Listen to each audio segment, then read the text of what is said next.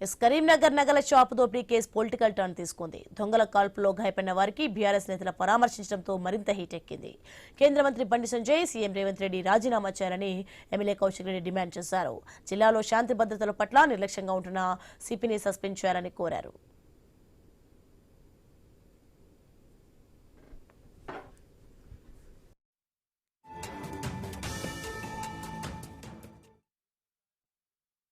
ఇంటి నుంచి బండి సంజయ్ గారి ఇంటి నుంచి కూతవేట దూరంలో మరియు సిపి గారి ఇంటి నుంచి కూతవేట దూరంలో ఇవాళ ఈ ఇన్సిడెంట్ జరిగింది. అంటే దీని అర్థం ఏంటిది? అసలు భద్రత అనేది ప్రభుత్వంలో ఉన్నదా లేదా?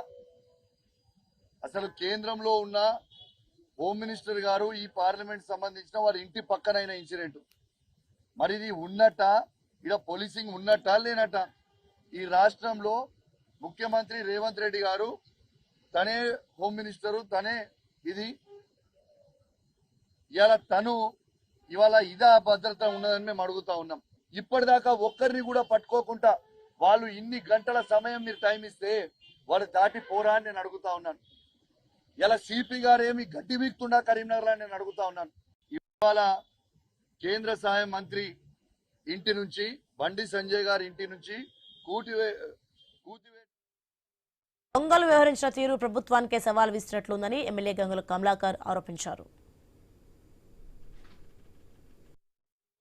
ఈ దోపిడీ జరగడం అనేది కరీంనగర్ చరిత్రలోనే మొట్టమొదటిసారి.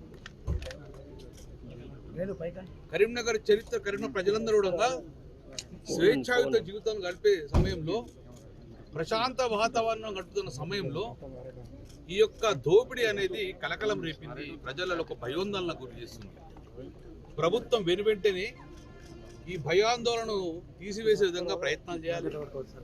నేను పోలీసులు కోరుకుంటున్నా, నిఘాను పెంచండి. నిఘా వైఫల్యం అంటలేను, కానీ నిఘా పెంచవలసిన బాధ్యత మీ ఉన్నది.